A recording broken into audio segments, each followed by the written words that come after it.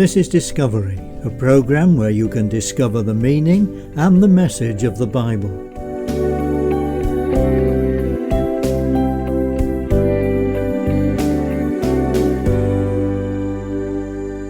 Hello and welcome to Discovery. With us again is our Bible teacher, Derek Lindley, who is taking us through the Old Testament book of Daniel. On previous programs, we've seen how God has been revealing to Daniel his plans for the nations. Some of the events that were revealed to Daniel took place in his lifetime, others after he died. Still others are yet to happen. For the Christian believer, the most exciting event yet to take place is the promised return of the Lord Jesus Christ for his church.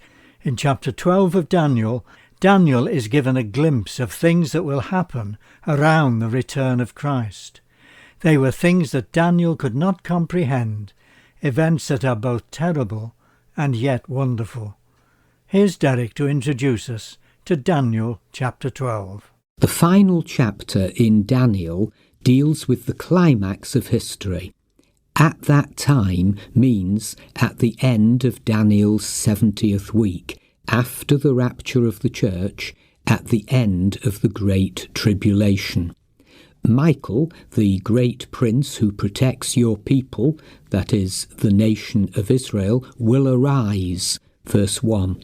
We're told at the end of chapter 10 that the only one who supported Gabriel in the battle against the prince of Persia and the prince of Greece was Michael, your prince.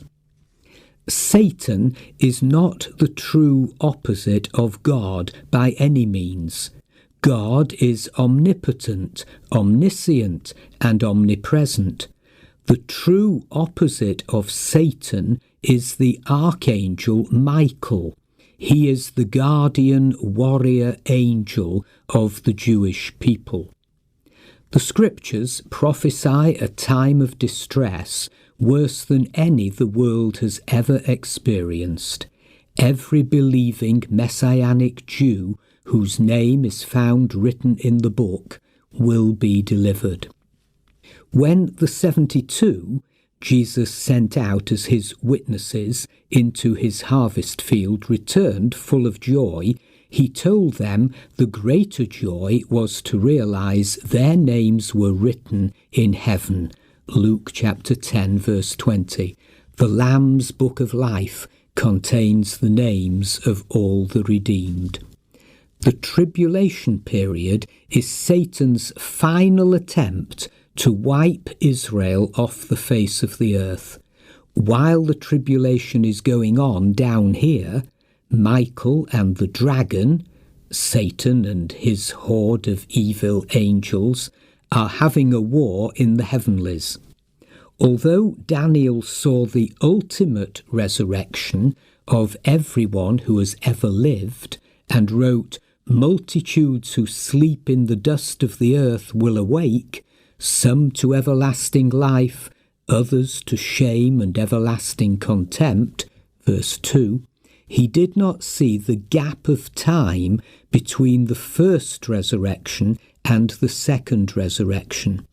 The first resurrection occurs at the time of the rapture, preceding the tribulation, when all the redeemed will be raised to life. The second resurrection takes place at the end of the millennium, when the unredeemed shall be raised to stand before the great white throne. There is special honour reserved for those who teach righteousness during the gruesome and awful days of the tribulation, and for those daring evangelists who proclaim the saving power of Christ in the darkest days on this planet. Those who are wise will shine like the brightness of the heaven, and those who lead many to righteousness like the stars for ever and ever. Verse 3. Daniel is instructed to close up and seal the words of the scroll until the time of the end. Verse 4. The drama is not yet over, because Daniel again looks and sees two angels by the Tigris River, one on either bank. There is a third person, the man clothed in linen, who was above the waters of the river. Verse 6. He was asked, "How long will it be before these astonishing things are fulfilled?" Verse 6. The man clothed in linen, who was above the waters of the river, lifted his right hand and his left hand towards heaven.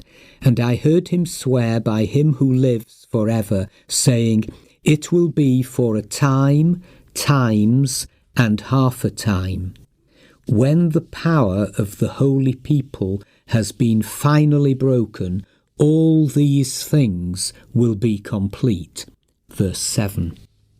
Could it be that the man clothed in linen is the man who walks on water, a pre-incarnate appearance of Christ, declaring there will be 3.5 years remaining in the second half of the Great Tribulation? That's 1,260 days. Why an extra 30 days and then another 45 days are mentioned, no one really knows. Blessed is the one who waits. Verse 12. There's no point in our guessing. Even Daniel admits, "I heard, but I did not understand." So I asked, "My Lord, what will the outcome of all this be?" Verse 8. He was told, "Go your way, Daniel, because the words are closed up and sealed until the time of the end." Verse 9. At least 2,500 years have rolled by, and still there are unfulfilled prophecies.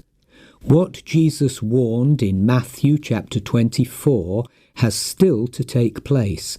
When you see standing in the holy place the abomination that causes desolation, spoken of through the prophet Daniel, verse 15, at that future time there will be great distress, unequalled from the beginning of the world until now, and never to be equalled again.